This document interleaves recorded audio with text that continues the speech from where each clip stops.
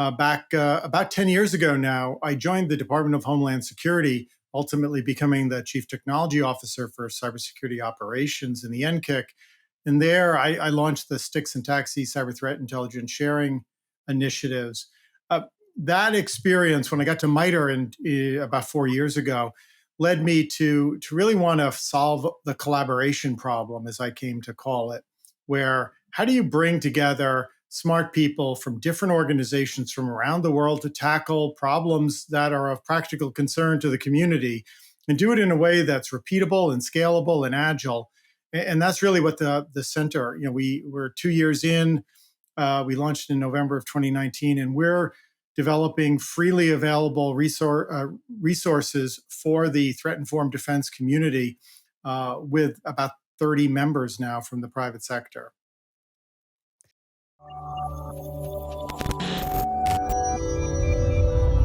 Hello and welcome to the Cybrary Podcast. My name is Jen Barnabee and I'm one of the course managers here at Cybrary.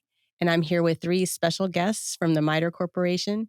And I'm very excited to talk to them about threat-informed defense. And they are Frank Duff, Richard Struse, and Steve Luke. And I'm going to have you guys introduce yourself, if you will, please, starting with Frank. Absolutely. So I'm Frank Duff. I'm the lead for the ATT&CK Evaluations program in MITRE Engenuity, where we do threat-informed evaluations of products and capabilities for MITRE. I've been at MITRE for about 20 years now, almost. My entire career, going from signal processing to blue team to now leading a team of adversary emulation engineers to do those assessments. So glad to be here. Thank you for having me. Thank you. And Steve? Hi, Steve Luke. I've been at MITRE maybe not quite as long as Frank, since 2005. I was in the Air Force before that and worked with MITRE a little bit at that time. I've been doing cybersecurity since about 2007. And right now, one of the roles that I have is helping to produce the content for MITRE Attack Defender, which is a series of free videos to watch to get educated on attack and its applications that are hosted on Cybrary, as well as some assessments that you can subscribe to take and get badges and certifications to show your mastery of that knowledge. Great. Thanks, Steve. And Rich? Hi, I'm Rich Struse. I'm the co-founder and director of the Center for Threat-Informed Defense at MITRE Engenuity. I actually spent most of my life as a technology entrepreneur, but back about 10 years ago now, I joined the Department of Homeland Security, ultimately becoming the Chief Technology Officer for Cybersecurity Operations in the NKIC. And there I launched the STIX and TAXI cyber threat intelligence sharing initiatives. That experience, when I got to MITRE about 4 years ago, led me to really want to solve the collaboration problem, as I came to call it, where how do you bring together smart people from different organizations from around the world to tackle problems that are of practical concern to the community and do it in a way that's repeatable and scalable and agile. And that's really what the center, we're 2 years in. We launched in November of 2019, and we're developing freely available resources for the threat-informed defense community with about 30 members now from the private sector. Yeah, thank you. I know I listened to the webinar that we hosted with you guys a couple of days ago, and I remember you talking about that, Rich, and how you work together with participants that can join the center in research and stuff like that. And I wonder if you could talk a little bit about what exactly is meant by threat-informed defense and how partners can work with you and, what that takes, how they get involved, what kind of organizations have the means to do that kind of thing and that type of thing. Yeah. So, first of all, threat-informed defense. So when I got to MITRE, the MITRE attack knowledge base, which had been released in 2015, was going strong. And there's a robust community that had formed organically around this incredible resource that, MITRE had started working on back, a few years before that in around 2012. And so when I got there, I saw a tremendous potential, and I saw all these different parts of the community, people doing things around and using the intelligence in MITRE attack. and they were using attack as a lens to view their defenses. They were using it as a way of managing and mapping their threat intelligence. Some were even starting to use it as a way of validating their defenses. But that takes a long time to say. And I remember walking down a hall in MITRE's McLean headquarters one day, and I said, we need a name for this set of activities. And I finally just came up with threat-informed defense as a shorthand way to talk about a way of thinking about the problem and a set of activities that people do. I didn't create any of those activities. I did. I can take no pride of ownership in that. But I think having that term has been really, really helpful to crystallize the community around, again, a way of thinking. I think that's really important. How do you not just sort of focus on vulnerabilities and patching and assets, all of which are critically important, but then how do you put yourself in the adversary's shoes and look at your organization from their vantage point? And that's what's turned out to be really important. Yeah, it seems like it's really about looking at what the adversary is doing and seeing how your defenses stack up against that. And I know, Frank, you're involved with the evaluations, and maybe you can talk a little bit about that. I know, like, the way I was looking at it is possibly doesn't do it justice, but sort of like a Consumer Reports on steroids. Like a highly sophisticated review of services and tools and how they really protect against what adversaries are doing. Absolutely. So when we started the program back in 2018, we were trying to address a need for organizations to better articulate what they could do with regard to attack. Again, as Rich said, attack was building this momentum, this grassroots effort, and people were loving it. But then it started to get into marketing, and sometimes things can go poorly there. And so there needed to be some transparent organization that would be able to evaluate um, with regards to attack.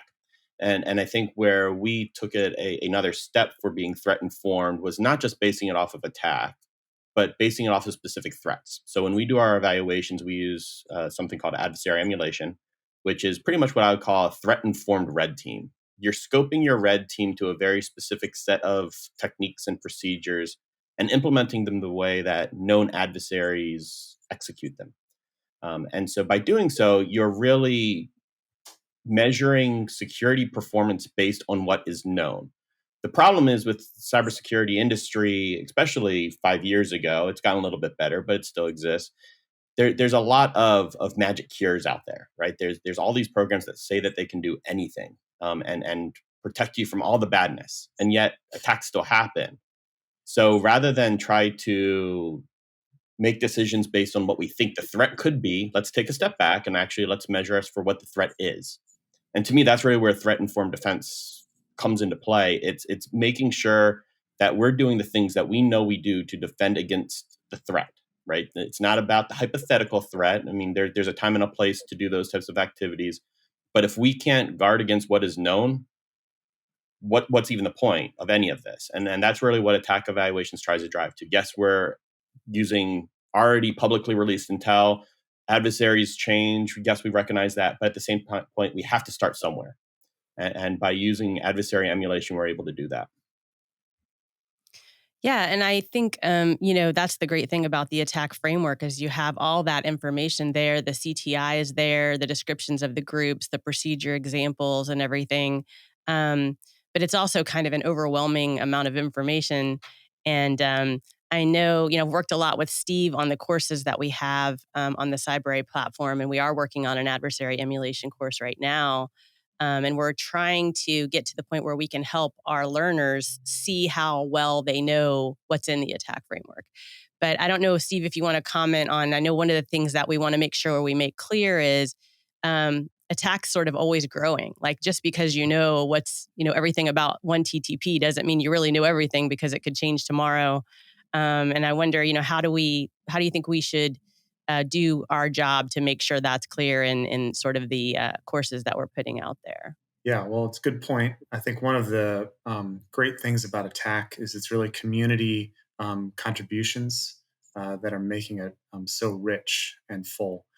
And so it's not just a handful of smart people trying to just document what they happen to know, but we're trying to leverage the broader community. And I think that's a theme across all of our work, is that we're trying to group together so that we can benefit from the great work that everybody's doing in this community and pull that all together, because it's going to take the whole community to really make progress on this. And I think, that's kind of similar to, back in 2012, 2013 timeframe. One of the things that we were experiencing is that a lot of sponsors were asking, how can we deal with the huge volume of different, malware binaries and IP addresses that you're supposed to block and domain names you're supposed to block. And the volume was just getting overwhelming. And at the same time, there was this sense that a lot of the intelligence out there about threat actors was sort of stovepiped by actor and by incident. And so, part of the idea with ATT&CK was to see if we could find the common things that they were all doing across actors, across campaigns, across time, to give the defender a bit more of a level playing field so that they're not always playing catch up with the latest indicator of compromise lower down on David Bianco's Pyramid of Pain. But what are the things where, if you invested in a good way to prevent or detect or respond to one of these things, that you would get a good return on that investment because it would last a long time. You could see future campaigns and activities by other actors.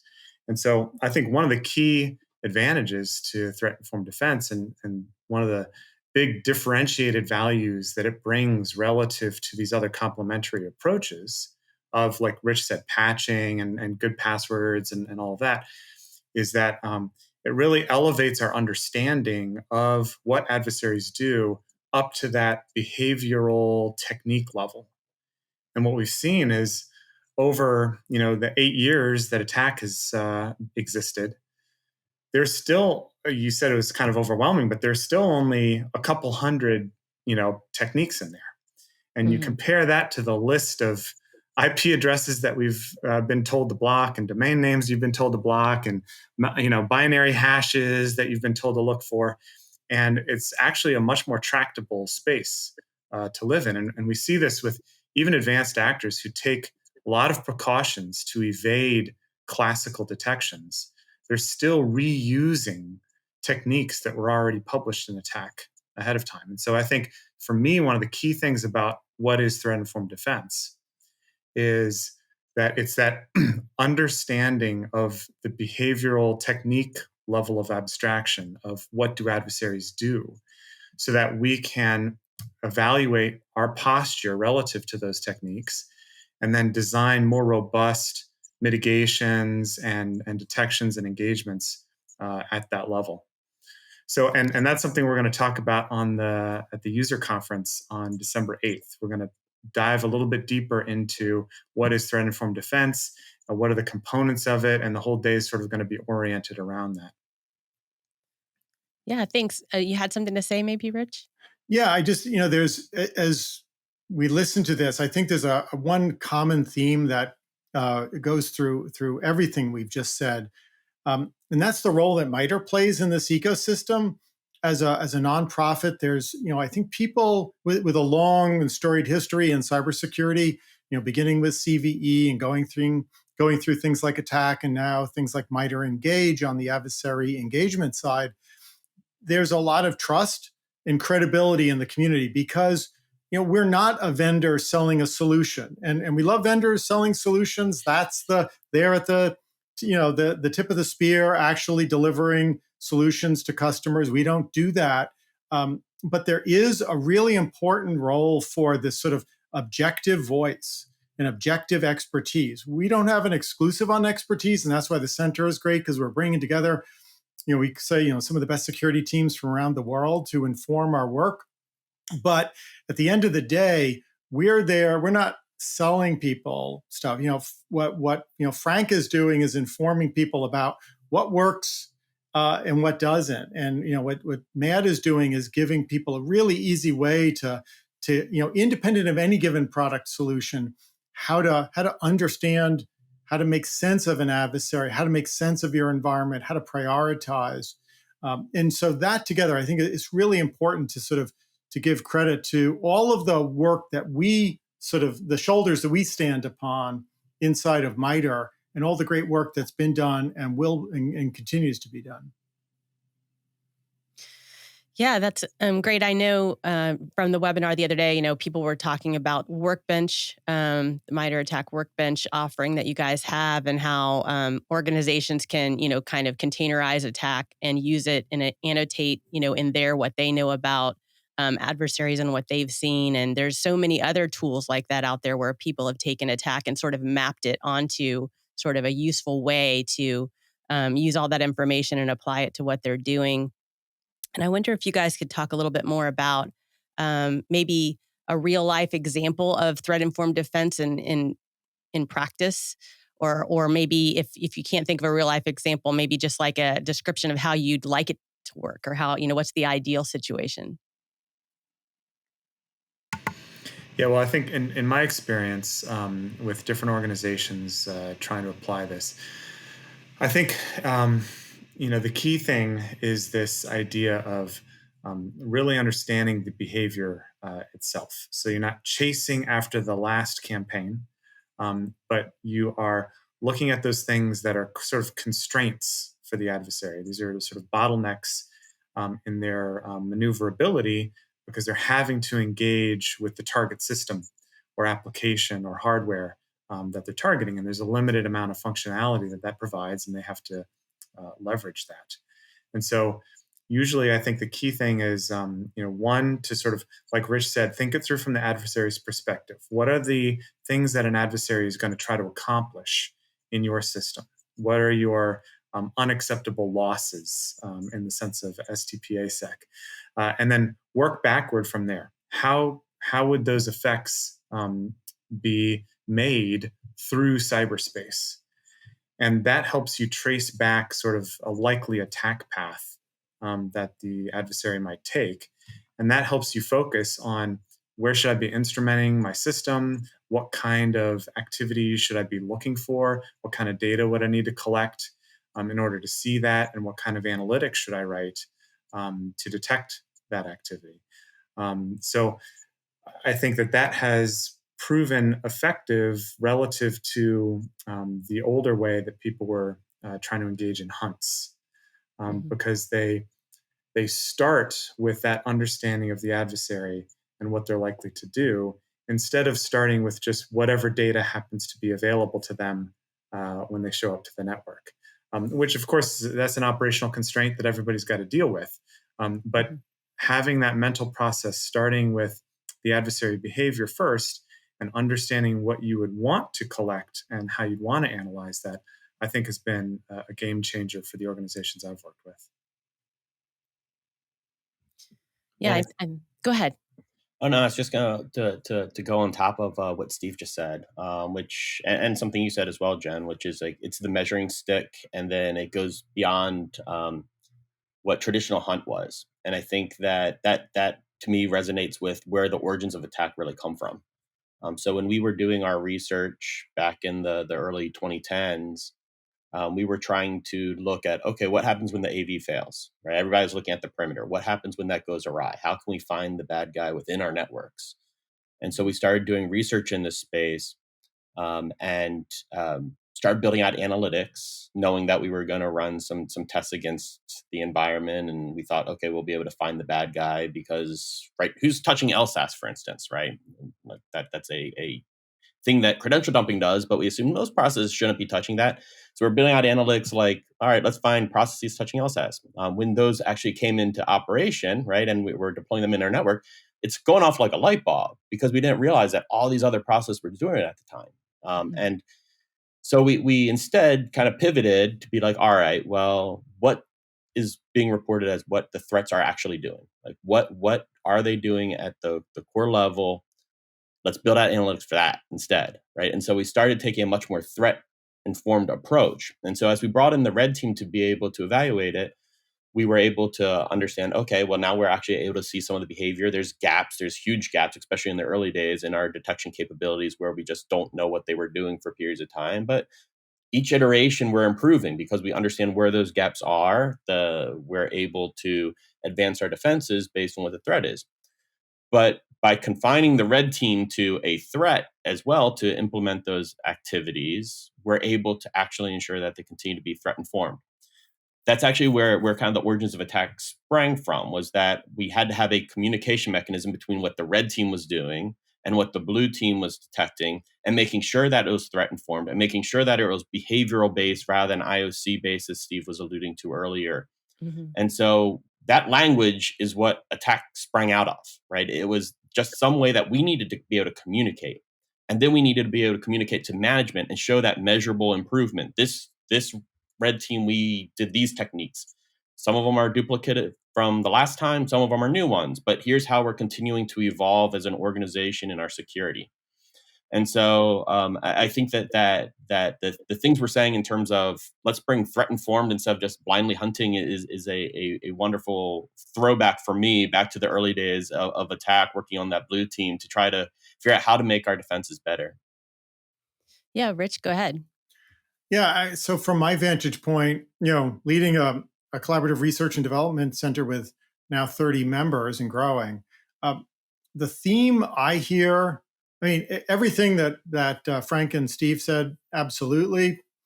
But I think there's maybe even a higher level message, which is it's around prioritization. There's just not enough time in the day. There are thousands, tens of thousands of CVEs, for published vulnerabilities. There's myriad new malware families and the like. Where does a defense organization start? What's important, what isn't? You can't do everything. And so threat informed defense, and when we get to the user conference in December, this is something that I think attendees are really going to benefit from, because they're going to really get to that long form discussion about how people do this in practice. But that prioritization is really saying, like, what adversaries do I care most about? What are the TTPs that I'm most vulnerable to? What are the controls or capabilities that I should be fielding, or detections I should be fielding today to stop the things that we care most about? And it always comes to, as in my experience, it always ultimately comes back to prioritization, because I don't think there's an organization out there that says, we actually have more time and resources to deal with, we have time at the end of the day where we just sit around playing solitaire. I don't think that really happens. So that's really where, if you have to prioritize, one of the best ways to do it is based on what adversaries are being reported to actually do out there in the wild. Mhm. Yeah, I know, Steve, you cover a lot of that in the threat hunting course also that we have in the works, and that's going to be, really great. It won't be till next year, but it'll be coming out. I wonder if you guys could talk a little bit more about the user conference and what people who attend can expect. And I know, for example, Michael Long, who's teaching the Adversary emulation course, is going to be there, do the first part of his course. What else could you talk about that's going to happen there? Right. So we are kicking it all off with Michael Long giving a live presentation of the first module of the new MITRE Attack Defender Adversary Emulation course. So he'll do that in person. And then we'll also launch the first assessment for that module so people can go earn their badge during their free time at the user conference. We're also going to have some speakers from the CTI course who are going to talk about cyber threat intelligence. And we'll have a session with Jamie Williams, who was the teacher for Attack Fundamentals, and Michael Long, who's the adversary emulation MAD professor. And they're going to talk about adversary emulation and how to do it well in a sort of rigorous and repeatable way that really helps the defenders. We're also going to hear from Frank and Rich about their work, so I'll let them talk about that. Absolutely. So from the attack evaluation side, we're going going to be talking about how we're leveraging threat-informed defense to the different aspects of our program. For instance, how do we leverage CTI to build out our adversary emulation plans? It plays a very important role.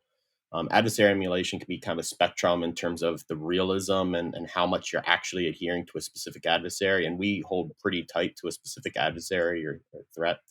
And so we're going to talk about how we're using CTI for that. Obviously, when we talk about how to bring it in for tests and evaluations, that's right in the wheelhouse of attack evaluations, right? We have it right there in our name.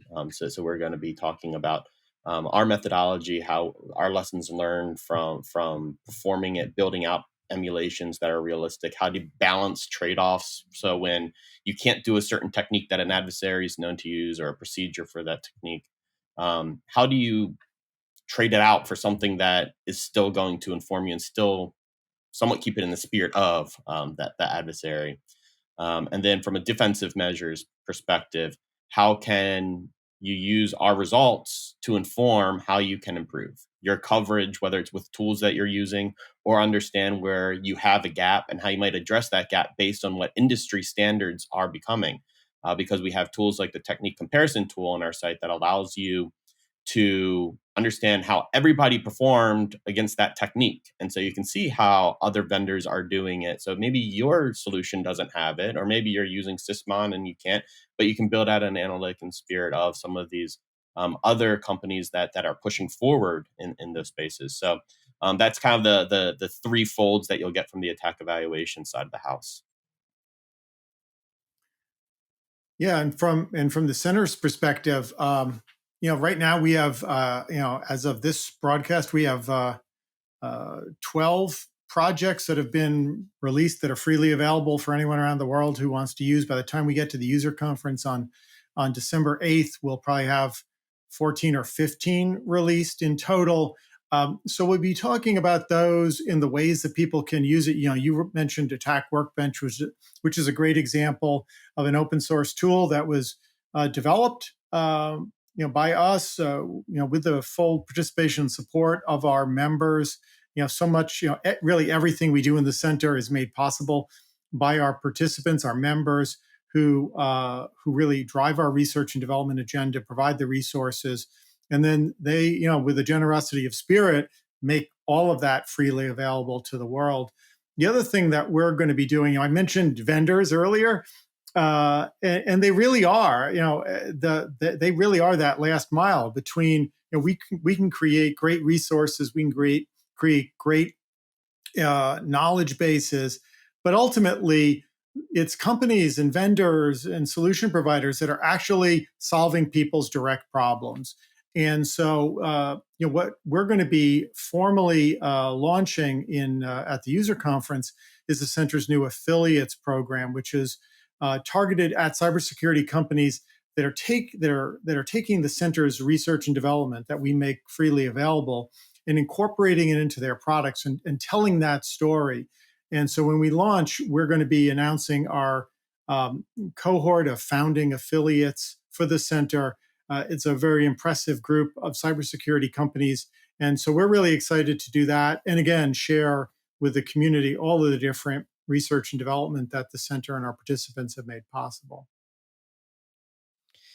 Yeah, that'll be great. Do you guys happen to know how somebody can attend the conference and where it is? I don't know if you have those details, but we definitely will want to sort of promote that out there.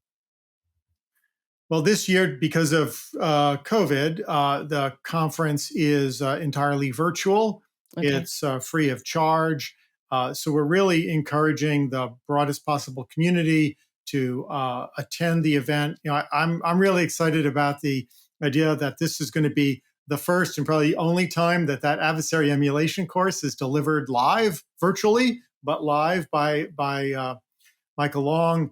And then the ability for people to go and actually go and earn their badges in real time, in the break between the course and then the start of the formal conference proceeding, and maybe even have a leaderboard that we see who gets their badges first.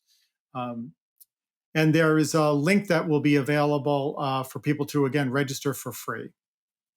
Okay, great. Yeah, that'll be great. We'll have to share that on our side too. And being able to attend Michael's course and sort of live, I think will be great because you can ask questions and things like that, which you're not going to be able to do in the course when we have it on our platform. Although Michael does a great job of saying, here's an email address, you can email with questions and things like that, which is great. Um, Another thing that I was going to emphasize here is that all of the MITRE courses that we have on Cybrary are completely free, just like the free resources that you guys provide at the center. When we had the webinar the other day, I was struck by how there were people from all over the world attending that, and they kept asking, how can we get this? How long is it going to be free? And everything. We're like, it's always free. So that they're just, wonderful courses and, wonderful information that you guys are providing to the community. And, the fact that it's all not, it's all non-for-profit, it's all for the benefit of the world, really, to have a better, safer cyber world. I hope people will take that away, if nothing else, from this podcast. Go Jen, ahead. we talk about democratizing cybersecurity, and that's not just some sort of tagline. That actually is what we're doing. And I was just like you were. I was struck in that webinar the other day, the number of different people from different countries from around the world, and so that's something we take very seriously. We are fortunate to have the set of deep subject matter experts here at MITRE. We are fortunate in the center to have a set of really generous participants who are not only willing to put resources in to solve their problems, but then turn around and make those solutions and resources available to everyone. That's really the spirit. And so whether it's the fact that you can take as many MITRE Attack Defender courses as you want for free, the way that the certification process is really designed to be as low cost as possible for people to earn those badges. The fact that Frank's evaluations are made freely available to the world. Those are not accidents. Those are all part of our very intentional effort to really try to change, move the needle. And again, in concert with commercial solutions, with people in the for-profit space. And we think we've actually sort of cracked that code pretty well at this point, where we work hand in glove with the private sector who's delivering commercial solutions and services. But we're this sort of focal point for the community, and I think in the best possible way. Yeah, MITRE definitely has a great reputation for that. And just like you mentioned earlier, being able to do that kind of work at scale the way that you do, I mean, I imagine it takes a lot of organization and management and just a sort of a well-oiled machine to have that happen. Oh, absolutely. And again, we're fortunate. I have a great team that works with our center members. We get to tap into all of the subject matter experts across MITRE. It's really a pretty special place. And I'm just really proud of the fact that we found ways to share that with the broader community.